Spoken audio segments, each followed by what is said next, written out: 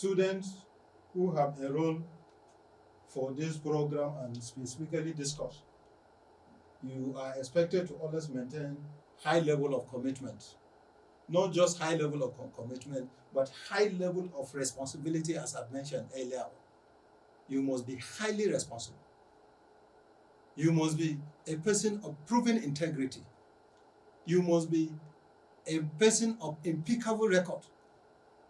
Somebody that we can bank on. Somebody that we can trust. Somebody that we can carry along. Somebody that we can mentor. Why? Because what you needed is our mentorship at this stage. So we are ready to give you all sort of mentorship that will help you to excel as students. So you should know that for you to participate in our learning activities, you should be able to possess all these qualities. You should be able to demonstrate these qualities. So academic dishonesty.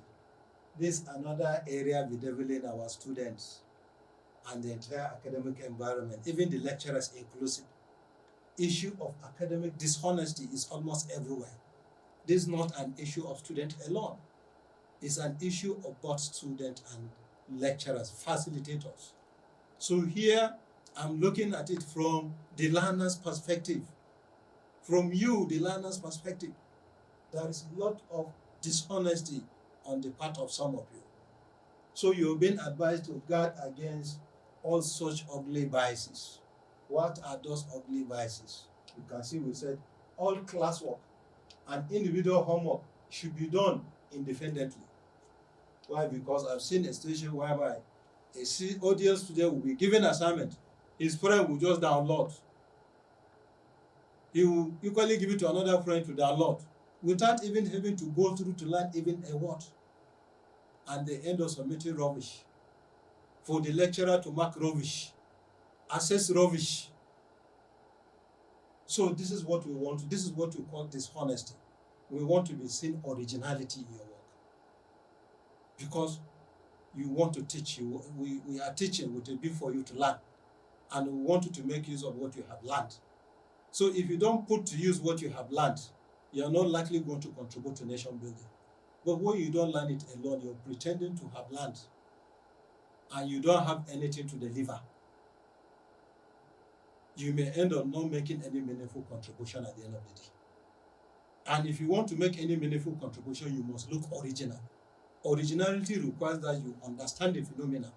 When you understand the phenomena, you come up with strategies toward addressing them.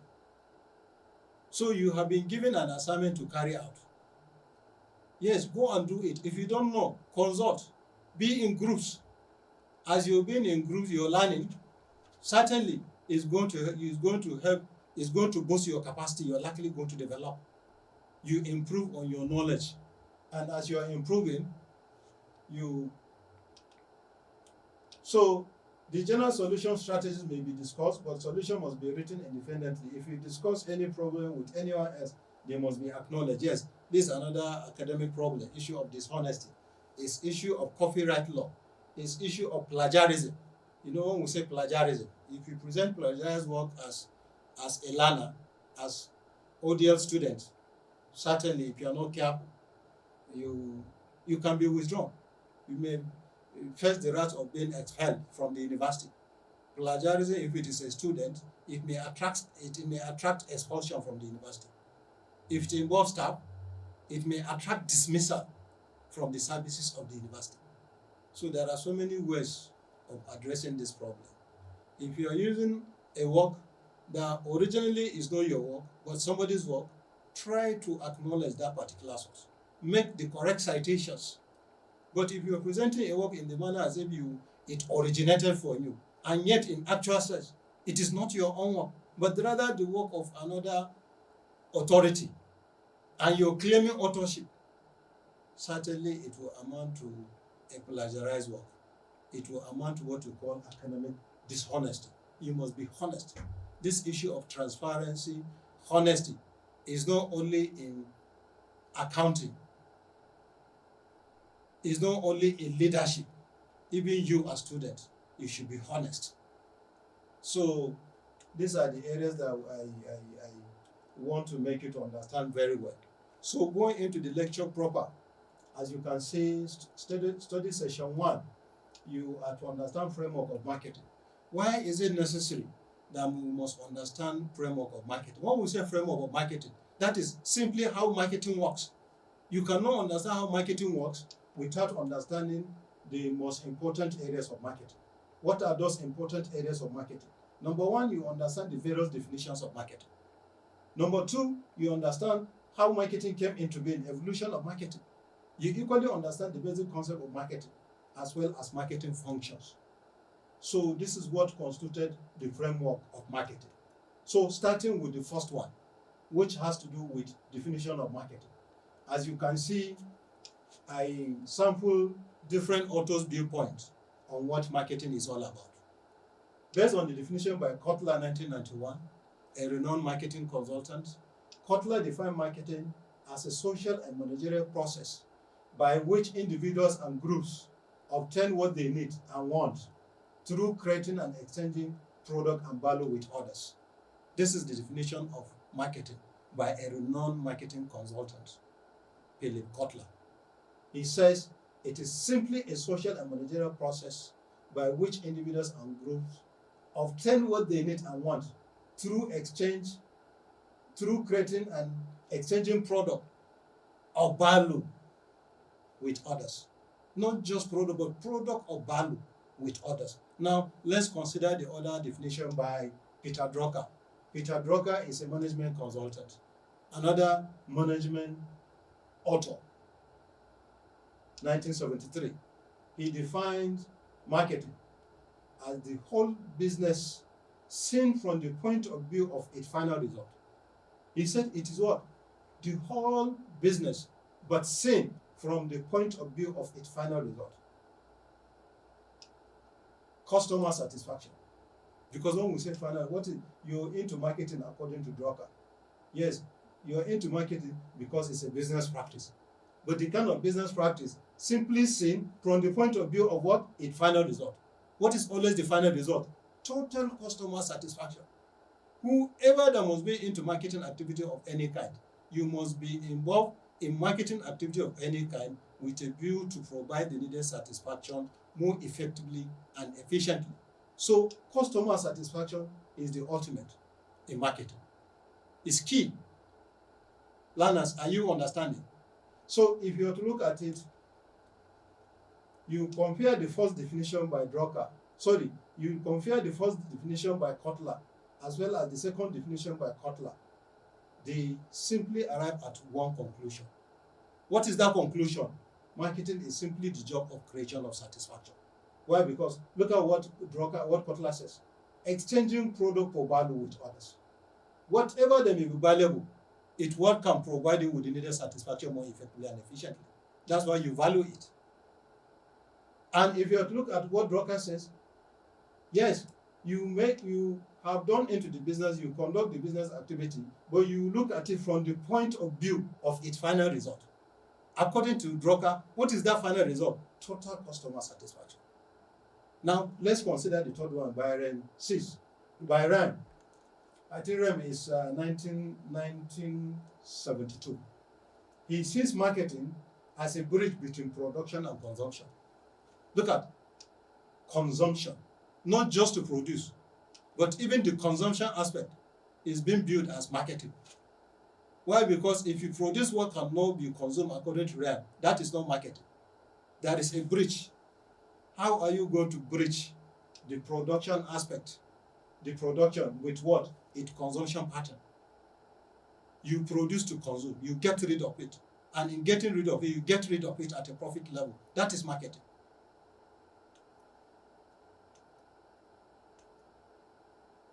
So, besides the definition of marketing by these three different marketing scholars, management scholars, we equally have another standardized definition by the American Marketing Association, AMA. AMA came up with the definition of marketing. AMA 1935 asserted that marketing consists of those activities involved in the flow of goods and services from the point of production to the point of consumption. And again, the same definition they proposed in 1935, they went ahead to amend it in 2004. And the amendment reads, marketing is an organizational function and a set of process for creating, communicating, and delivering value to customers, and for managing customer relationships in ways that benefit the organization and its stakeholders. No matter how you view these two definitions, they are not different from the previous three.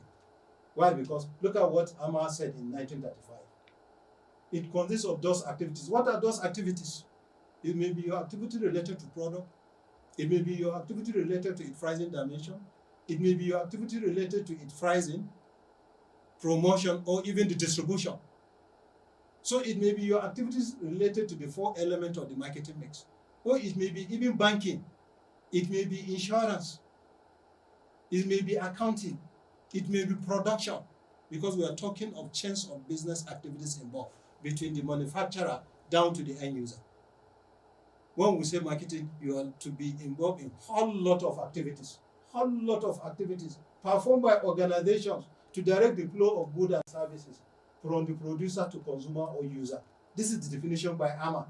Flow of goods and services from the point of the production, that is from the producer to consumer or user.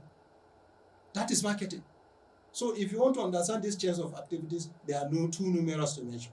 That's why I started identifying them. It may be production activity. It may be financing. It may be banking. It may be insurance. It may be pricing. It may be product planning. It may be distribution.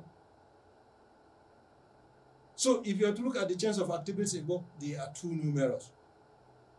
And if you want to understand these chains of activities, it has been said, from the point of the production line down to the end users. And when we say end users, even after sales services are part of these chains of business activities. You produce the good, you push it into the marketing environment through massive selling and massive promoting. You conduct a lot of promotion. You do a lot of distribution activities. People started buying. You done as though you have concluded, you have finished marketing. By the time they buy, you didn't conclude. At times, you provide after-sales services. You give guarantees, you give warranties, trying to assure the customer that what you're selling to is product of good quality. That's why at times you make some necessary service follow-up. And the essence of the necessary service follow-up, you want to ensure total customer satisfaction after purchase. So if you have to look at marketing, there is always this conception, as I explained earlier on. Whenever you ask people to define what is marketing, they always end up by saying that marketing is merely buying and selling. Marketing is more than buying and selling. Marketing involves a whole lot of activities performed by organizations to direct the flow of goods and services from the producer to consumer or user. And I've explained chains of these activities involved. If you don't come up with these activities, in the manner that you succeed, you fail as marketer. As we continue with our lectures, we should be able to understand this line of activities or line of responsibilities. Now, the basic concept of marketing. We are trying to understand the framework of marketing. And I said for us to understand framework of marketing very well, we should be able to understand what is marketing. After understanding what is marketing, we should be able to understand those basic concepts of marketing. Why? Because marketing revolves around some basic fundamentals. What are these fundamentals? These are the fundamentals on the slide. As you can see, marketing and the concept of needs, wants, and intentions demand. This is one of the basic concepts of marketing. The concept of needs, wants, and intention demands. The starting point for the discipline of marketing started with individual need. It is when human need exists that a marketer will have a role to play, and it is the role of satisfying the need. This is the more reason why we are saying, as a marketer, you should be able to understand how people react to their needs, how the need exists, and how are you likely going to react to it as a marketer. So you can only understand how a particular need exists when you understand what is even a need in the first place. What is a need? When we say need, these are basic satisfies, basic necessities of life, what we needed to survive as individuals, like the need for food, like the need for shelter, like the need for clothing. We needed this to survive as individual beings. So how individual beings react to their needs? And you, as a marketer, how do you satisfy the need? You can only satisfy the need more effectively and efficiently when you're able to understand people with regard to their need. Why? Because consumers are dynamic in nature. They vary tremendously as to so many reasons. That's why you must study them with a view to predict them accordingly. I remember what I told you at the beginning of this lecture. If you can predict your consumers accordingly, you are likely going to provide them with the satisfaction more effectively and efficiently. And if you can deliver the satisfaction more effectively and efficiently, it's going to help you to gain competitive advantage over other marketers of similar products or similar services. This is the more reason why we said understand first how you conceive a market. A marketing concept revolves around people's needs. Not only people's needs, even people's wants. Remember what we say about people, these are basic necessities of life. Then what is want? Want, they are definite. They are basic satisfies. They are definite, but basic satisfies. In other words, you cannot start thinking of your need until when you satisfy your want. It is when you satisfy your need that you begin to think of your want. For example, what is the need of a hungry man is the need for food. You can see a hungry man must have identified his particular need at a given time. A hungry man is hungry. So what he needed is food to eat. So he has identified his need. Having identified his need, he now makes the effort to get the food to eat. Why? Because he's very hungry. By the time he has gotten the food to eat, the next thing, he will start thinking of how to own a car to drive around, maybe with his friends. So you can see why I said wants are definite. You cannot start thinking of them until when you satisfy your need. As at the time you're hungry, what you needed is food. You don't need of having a car to drive around with your friend. Not until when you have gotten the food, the food, you fed well, then you now started thinking on how you can own a car so that you can drive around with your friends. So by the time you are satisfied with the food and you start thinking of owning a car, you make an effort to demand for it. Because I'm taking you to understand this first concept of need, want, and demand. If you don't understand the differences between the three, why? Because at times as a marketer, you are likely going to be confronted with different demand situations. You may be dealing with faltering demand. You may be dealing with unwholesome demand. You may be dealing with negative demand, as well as different other demand situations. So understand how consumers react, how consumers make their demands. How do they adopt a particular product or services? How do they demand for a particular product or service? Demand is always backed up by two conditions. What are these two conditions? Number one, the willingness, and number two, the ability. The willingness as well as the ability to go for the product. The willingness in terms of what? Indication of the interest. You indicate the interest, yes, you want to buy the car. This is the first condition. If you have indicated the willingness, that is to say, yes,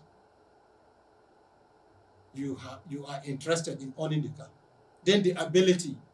When we say the ability, we mean the power, the purchasing power, the income level. Do you have the income to buy the car? Do you have the purchasing power to go for the car? If you have the purchasing power, yes, you have satisfied the two conditions, the willingness as well as the ability. Then it turns out to become an intentions demand. Learners, are you understanding? So you must understand the differences. Why? Because you're likely going to be faced with different demand situations as marketers. It may be situation of full demand, overfull demand, negative demand, and others. It may be a marketer wanted to satisfy a particular want, or a marketer wanted to satisfy a particular need. Then the concept of product or services. You must understand this as learners. This concept of product or services. How do you perceive a product? Product is simply a set of tangible and intangible attributes, including color, taste, size, packaging, manufacturer's prestige, retailer's prestige, as well as manufacturers and retailer services, which the buyer will accept as offering want satisfaction. This is the definition of a typical product. It is a set of tangible and intangible attribute. Because if you don't understand a product, you can never understand the product concept. It's a set of tangible, what you can see, like a pen. What you can see, what you can have a feel of it. Or even the intangible, even the one which you cannot see, like the services I'm rendering to you now as learners, is intangible, you cannot see it. Like the services being rendered by medical doctors, is intangible, you cannot see it. Like the services being rendered by mechanics, is intangible, you cannot see it. That's why we said a product is a set of both the tangible and the intangible items. The tangible and the intangible. The tangible and the intangible what? Items, such as what? It encompassing features. Because the definition does not only stop at tangibility and intangibility, even including what? It encompassing features. Be it the size. Some product used to come in different sizes. Be it the test, there are some with some test. Be it the packaging. That's why I said the entire product features. And if you don't understand a product from that perspective, according to Kotler, anything which the buyer will accept as offering one satisfaction should be regarded as a product or services. You that you're making the purchase, as far as what you're buying, you're having the conviction that is what can provide you with the needed satisfaction more effectively and efficiently. And at the end of the day, you attach value to it, you assume that you're buying a product. Anything which the buyer will accept as offering one satisfaction, it should be regarded to be a product or services. But the question is, how do consumers or customers conceive a product? How do they conceive a product? Do they conceive a product as merely a physical item, or they perceive a product as a bundle of one satisfying item? You, the marketer, if you assume that consumers are buying product as merely a physical item, that is a wrong notion. You are to always assume that consumers are buying a bundle of one satisfying item. Why? Because if you have to look at a product is at 3 different levels. There is the tangible portion, there is the intangible portion, there is the core portion, that is the actual product. The tangible, the one which you can see, like the sizes, like the package, the cartons, the physical appearance. The intangible, the ones which you cannot see, in a form of what? In a form of services. Those what? Those after-sales services toward ensuring total customer satisfaction. Like what? Like technical information, technical services. You provide information that will help the customer to tap maximum benefit. You give technical information, you render technical services. You give warranties, you give guarantees, you involve in maintenance services, all in an effort to ensure that the customer tap maximum benefit. You are helping the customers into buying. So if you perceive a product as a bundle of one satisfying item, you don't have any option than to be coming up with good product of good quality that can be able to deliver the satisfaction more effectively and efficiently at a very, very reduced cost. Why? Because consumers will always want to go for those products that offers the most quality performance and features at a reduced cost.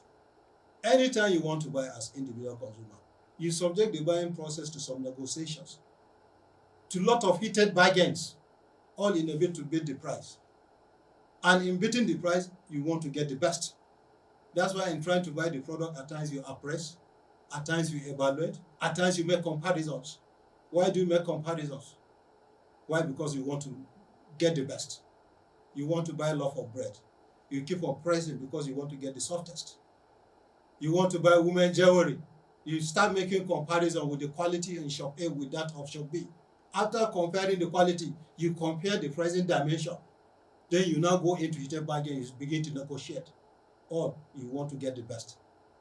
So this is the more reason why we want marketers to always have it at the back of their minds that consumers will always go for those product that offers the most quality performance and features. This is the more reason why we want marketers to keep on evaluating and re-evaluating their marketing strategies, particularly their strategy with respect to product planning, such as modification. You keep on modifying and remodifying the product so that you come up with something new and unique. You add value, you change the pictures, you change the size, you change the color, you change the entire test, all in an effort to compete favorably, all in an effort to stand out within the competitive environment. We have said it at the beginning of the lecture, you can't be the only person with either the product or the services. There must be others with similar. You're going into competition with them. How do you compete with them favorably? It is when you map out the right strategy. It is when you plan.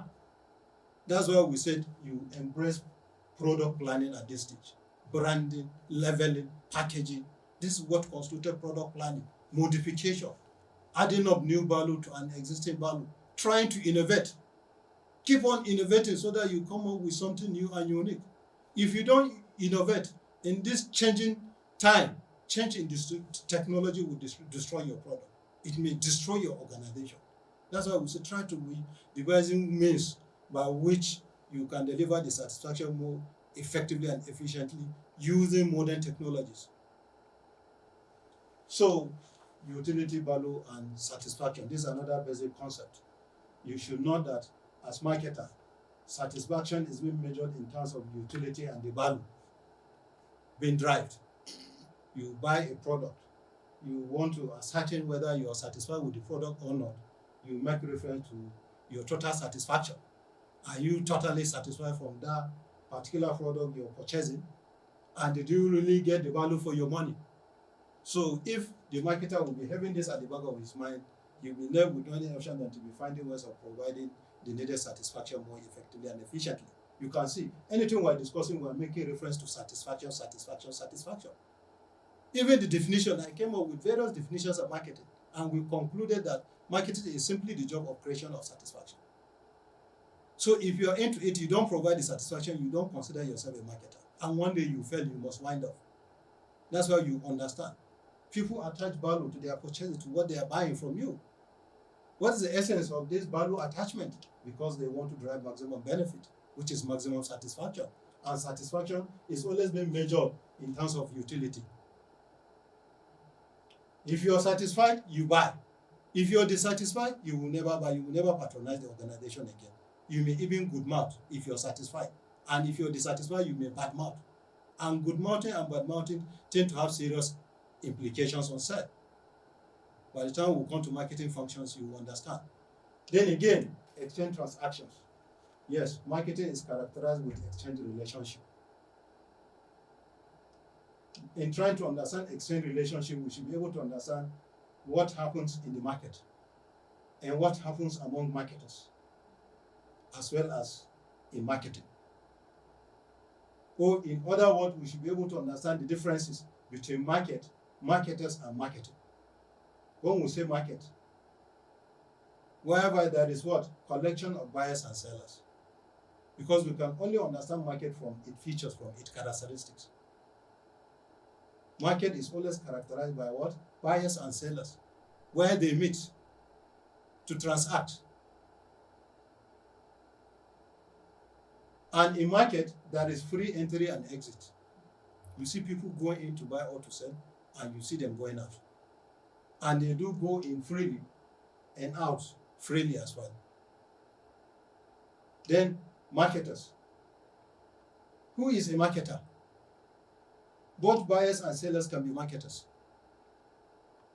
Is it truly that both buyers and sellers can be marketers? Yes, both buyers and sellers can be marketers. But if you want to know the real marketer between the buyer and the seller, you look at it from the perspective of whoever that is deeply in need of the transaction.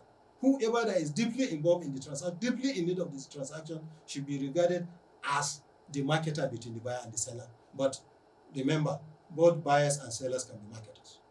Let me give you an example. Like petroleum marketing, we have major marketers. And major marketers, they market their petroleum product, petroleum. And in marketing of petroleum product, at times they market the product during period of availability. And at times, they market the product during period of scarcity. Now, let's use the scarcity as an example. During period of scarcity, when the commodity is no longer available, you see people queuing up, customers queuing up to buy. They will go to the petrol station. At times, they queue up for 3-4 hours without getting the product. After about 5 hours, they want to fill their tank because the commodity is scarce. The petrol attendant will tell them, no, we are not going to fill your tank. We can only give you half tank. You plead. After pleading, after even giving some tip up, they say, okay, and with what you have done now, I can fill your tank. At times, not even tipping them, you receive beatings from security men around, all in the name of trying to buy fuel. All sorts of beatings. You can be beaten by speed because you are not orderly. Yet, no problem, you want to have the commodity and live.